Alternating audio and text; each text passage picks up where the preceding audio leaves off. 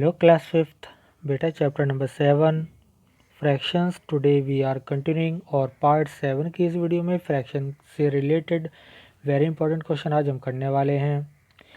तो आप इस वीडियो को बहुत अच्छे तरीके से देखिएगा, हर एक क्वेश्चन को स्टेप बाय स्टेप समझ लीजिएगा। बहुत इजी क्वेश्चन है बेटा आज के, और इन सब क्वेश्चंस को आप अपनी नोटबुक में नीट एंड क्लीन राइट करेंगे। अगर आपको कोई प्रॉब्लम आती है बेटा तो आप व्हाट्सएप ग्रुप पे हमें बता दीजिएगा, हम आपको सॉल्यूशन प्रोवाइड करा देंगे। तो चलिए जल्दी से स्टार्ट करते हैं आज के क्वेश्चंस। तो चलिए स्टूडेंट स्टार्ट करते हैं आज के क्वेश्चंस को, और हम स्टार्ट कर रहे हैं आज सेल्फ प्रैक्टिस एक्सरसाइज 7D, जिसमें हमें 1 से लेकर 10 तक के क्वेश्चन दिए गए हैं। सब्ट्रैक्शन के क्वेश्चन हैं, फ्रैक्शन और होल नंबर्स का सब्ट्रैक्शन यहाँ पर करना है। चलिए देखते हैं, और मैं बहुत ईजी मेथड आपको बता रहा हूँ। चलिए करते हैं स्टार्ट क्वेश्चन को, और इस मेथड को एक बार आप अच्छे से समझ लेंगे तो सभी क्वेश्चंस आप इजीली कर पाएंगे। देखिए यहाँ पर क्या है, सबसे पहले आप देखिएगा हमारे पास होल नंबर कौन सा है, 4 है, और यहाँ पर फ्रैक्शनल पार्ट है।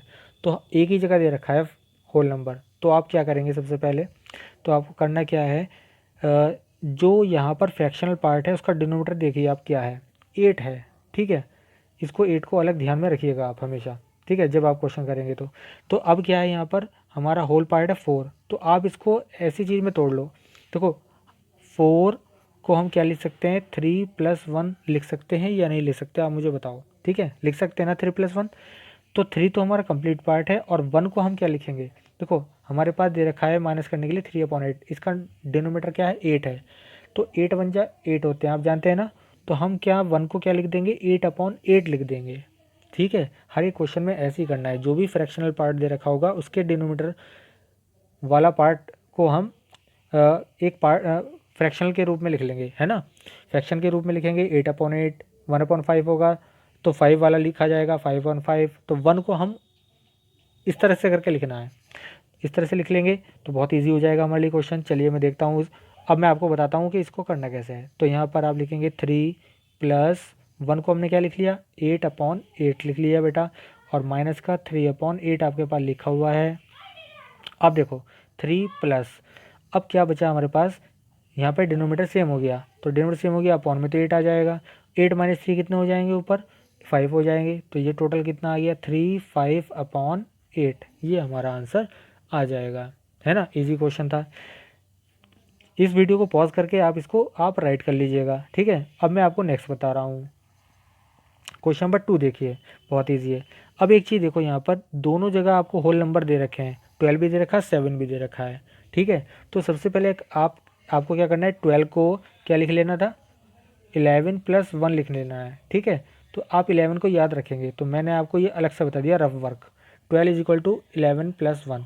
तो यहाँ पर 12 की जगह आप क्या लिखेंगे, अब 11+1 की जगह क्या लिखेंगे, पहले आप होल नंबर को माइनस कर लो, 11 - 7 एक तरफ कर लो।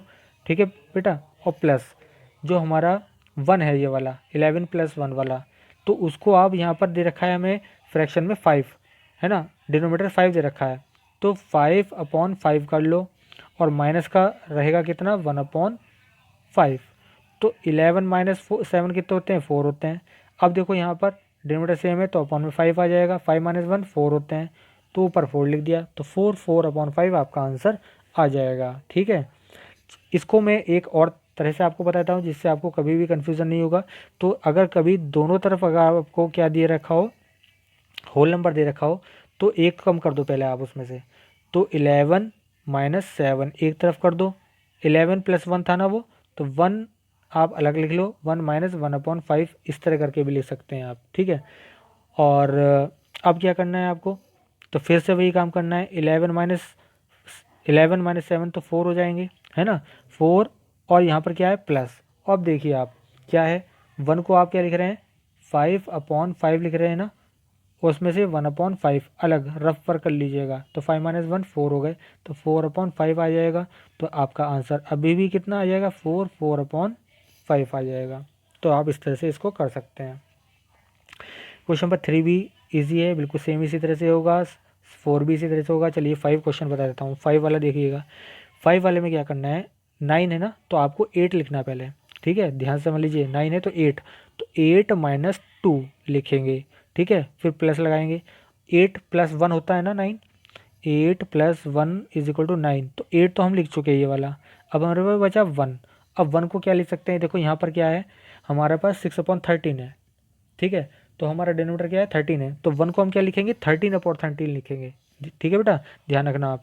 तो इसको मैं क्या करने वाला हूँ, 1 को हम लिखने वाले हैं 13/13, 13/13। और यहाँ पर क्या है माइनस का हमारे पास, 6/13, माइनस का 6/13।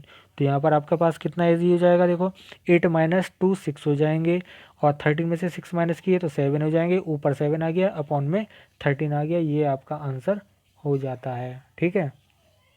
बहुत इजी क्वेश्चन था, और मैं देख पा रहा हूँ कि यहाँ पर सभी क्वेश्चन इजी हैं। 6 क्वेश्चन भी सेम इसी तरह से, 7 8।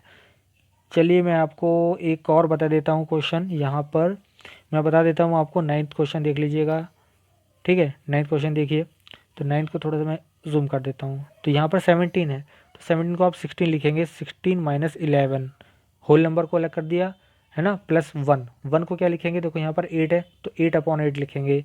1 को 8/8 लिखेंगे, माइनस का क्या, 5/8 लिखेंगे।